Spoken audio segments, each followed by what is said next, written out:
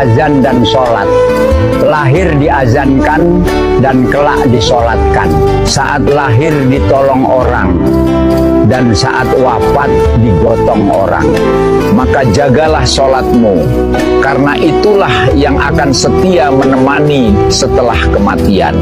Berdirilah di belakang imam sebelum suatu saat disolatkan di depan imam. Bawalah ragamu ke masjid sebelum digotong ke masjid tanpa daya.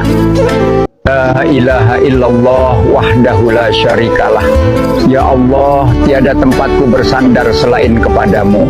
Saat dunia terasa tidak pasti, saat manusia datang dan pergi, Engkau tetap ada, tidak pernah meninggalkanku. La ilaha illallah, aku kembalikan seluruh harapanku hanya kepadamu. Di saat aku takut akan masa depan, Engkaulah sebaik-baik pengatur. Saat aku lelah bertahan, Engkau yang menguatkanku. Wahdahu la syarikalah, tiada yang mampu menolongku selain Engkau. Menunduklah dan merendahlah nak, karena tanah terlalu keras untuk jadi tempat jatuhmu. Tapi bila tundukmu diinjak, rendahmu dilangkahi, ingat nak, sejak lahir kau berlumuran darah. Kau tidak diciptakan untuk menyerah, tapi untuk bertahan dan melawan keadaan.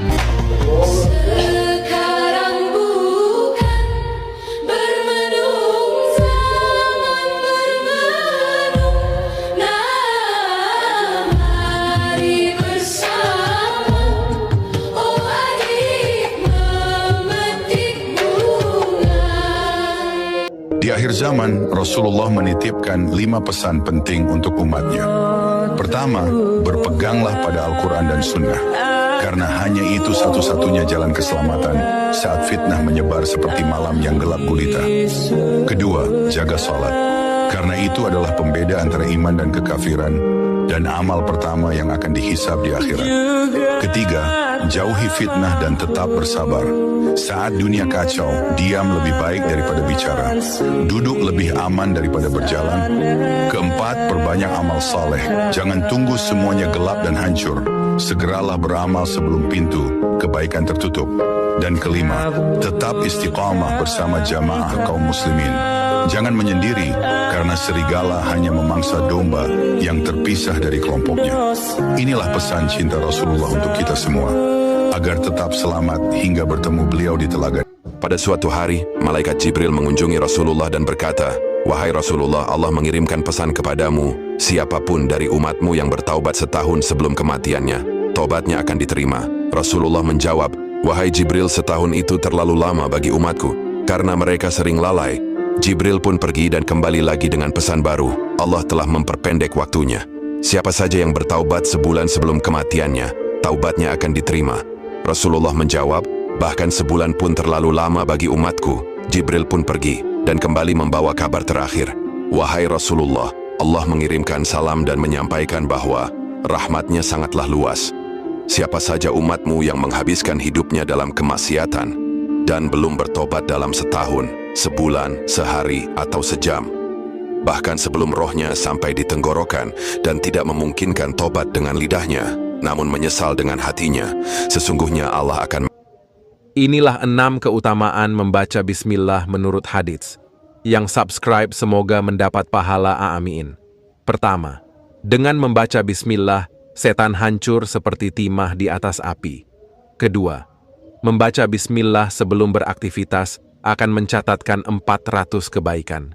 Ketiga, membaca bismillah juga dapat menghapus dosa-dosa kecil. Keempat, orang yang membaca bismillah akan dicatat sebagai orang baik dan terbebas dari kekafiran. Kelima, membaca bismillah dapat melindungi kita dari fitnah manusia. Keenam, dan setiap amalan yang dimulai dengan bismillah akan mendatangkan keberkahan. Mari biasakan membaca bismillah untuk meraih keutamaan besar ini setiap hari. Inilah 3 kata-kata emas luar biasa dari Sayyidina Ali bin Abi Thalib. Pertama, jika ada yang menyakiti hatimu, menunduklah. Jangan masukkan ke dalam hati, agar hatimu tidak lelah oleh luka yang tak perlu. Kedua, orang cantik belum tentu baik, tapi orang baik pasti terlihat cantik di mata Allah.